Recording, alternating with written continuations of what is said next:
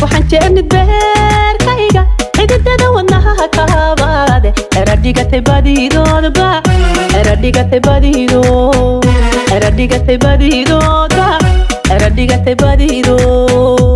samaha aad baa idin salaamaya salaan kadib sheeka idin haya warbaan idin haya aad baa ugu warjeceshiin salaamaad ma kulla aafaad dhegeysta bismillaahir rahmaanir rahiim kulanti wacan daawadayaal halka aad nagala socotaan waa shabakada warbaahinta Glangal Media aan ku bilownay sida aad ku dhageysateen barnaamijkeena xalayba waxa fanaanada lagu magacaabo Nasteexayn dhul laga arbushay hotel ay ku dhiganaysay arooskeedii oo ahaa mid si aad looga soo shaqeeyay isla markaana ay ka soo qayb galeen fanaaniin tiro badan iyo sidoo kale abwaano saxafiyiin iyo ganacsato intoo kalena loo kala harin taageerayaasheeda balse intiina ugu gudagelin muuqaaladaas iyo barnaamijka oo faahfaahsan halka aad nagala socotaan waa shabakada warbaahinta Glangal Media fadlan hadaa ku cusub tahay channelka subscribe saaro calaamada gambalelkana ha hilmaamin si aad ula socoto muuqaaladan baahino iyo warbixinada ugu dambeeyay intaba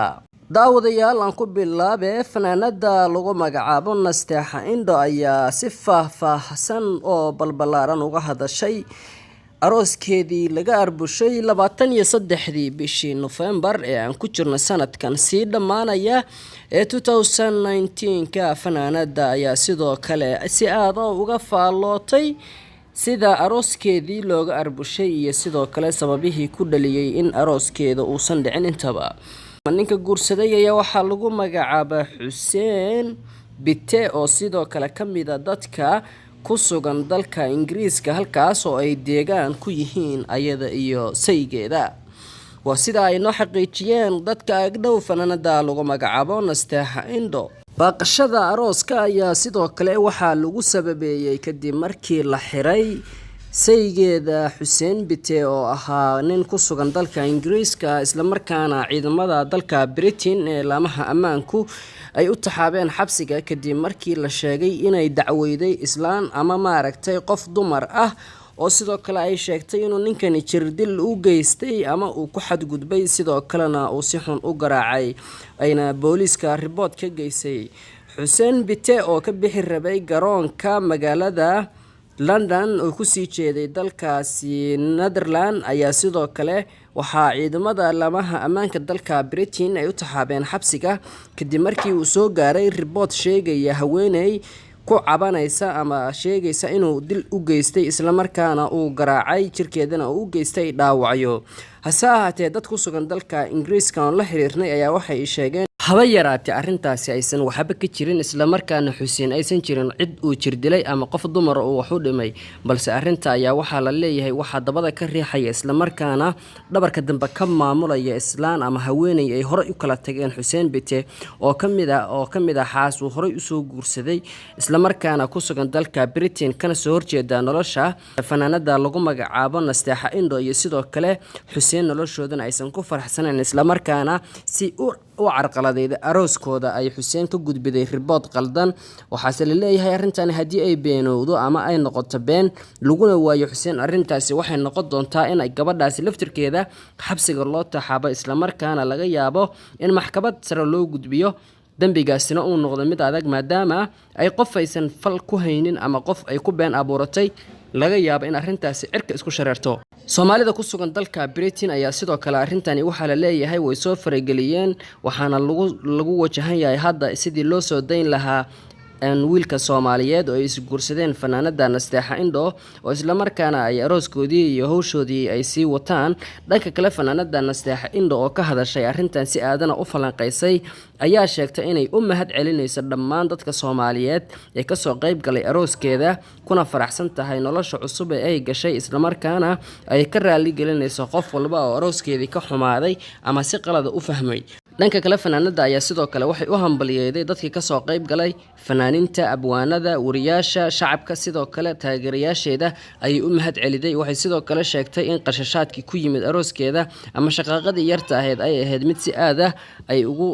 walwalsan tahay isla markaana ay ku faraxsan tahay inuu arooskeedii si wanaagsan ku soo dhamaaday wax dhiban aysan jirin sidoo kale arintaas ayaan idin soo gudbi doonaa marrow codkeeda Nasteex Indho oo si aad uga falanqootay sida arooskaasi looga horjoogsaday waa tan Nasteex Indho oo ka hadlayda sidii ay wax uga dhaceen arooskeedii iyadoo si aadana uga hadashay sida loo xiray saygeeda ku soo dhawaada codka Nasteexo Indho ayada noo falaqay doonta waana idin kala bixi doona ayada iyo codkeeda waa ku maasan tahay daawashadaada in mayse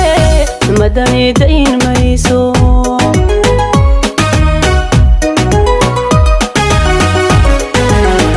kashan adiga ku xaran isuhu ahaa aan ku bilaabo hadalkayga oo ah xalay arooskayga aniga iyo odagayga Xuseen arooska ugu talagalnay oo isla ka dhigno sarteedii sidii ay waxaayeen isida social media laga wado aniga inaad rabtaa inaad dhageystaan soo idin bilaabaya aan ku bilaabo magaca Ilaahay bismillaahir rahmaanir rahiim wax badan ka oran maayo muhiimada aan rabo inaan dhaho waa sidoo aroosku xalay ahaa uu ku bilowday iyo sida aan anigu asan Nasteex ahaan oo aroosadii ahayd aan ka aaminsanahay oo aan qabo sidoo ku bilowday suuq badan baahayd sidii loo soo agaasimay family and friends oo garab fiican iga siiyay waligay aan hilmaami doonin still now aan aaminsanahay arooskiisa qurux badan inuu ku dhamaaday li'aanno dadka qaar ay u maleeyaan inay si khaldan uu ku dhamaaday si khaldan ani ilmo dhamaano ummad jecel baa buuxday meesha Soomaali Maxamed intii dibadda iyo dalkaba joogtay waxay rabeen inay qayb iyo mataqaana marxaanti ka ahaadaan anigoo gabar Soomaaliyeed ka soo gabar fanaanada aan ahay bulshada Soomaaliyeed magac baan ku leeyahay waxaanan ogahay inay aad ii jecel yihiin ummadda Soomaaliyeed intaan jecelahay in ka badan ay jecel yihiin inta ii timid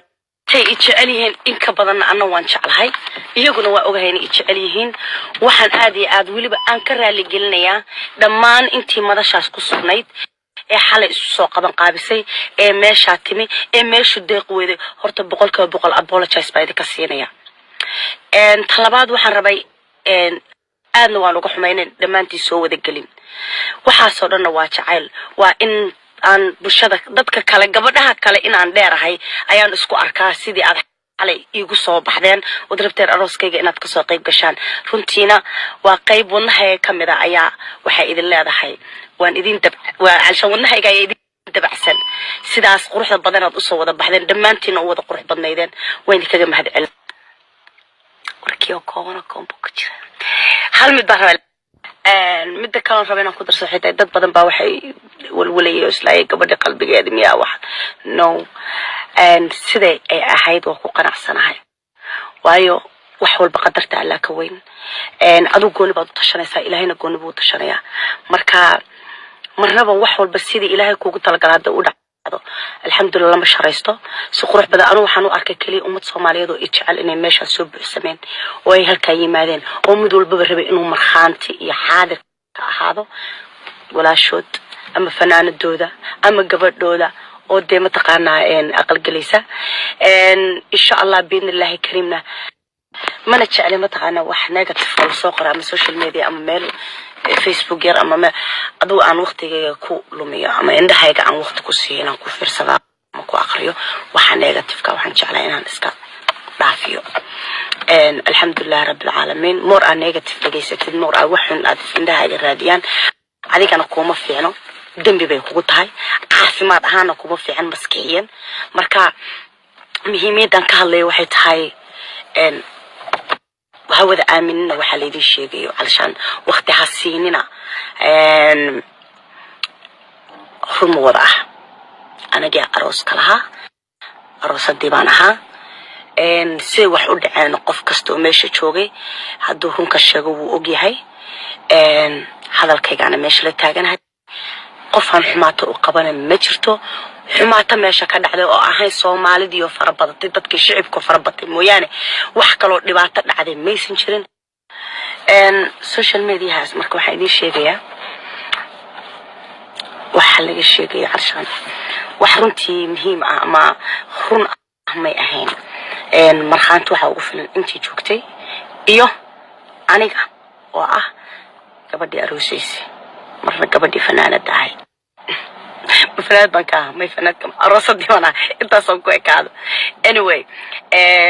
هذا الكيو كوم بكتيرة وحيد الله ولا وحي نيجاتيفا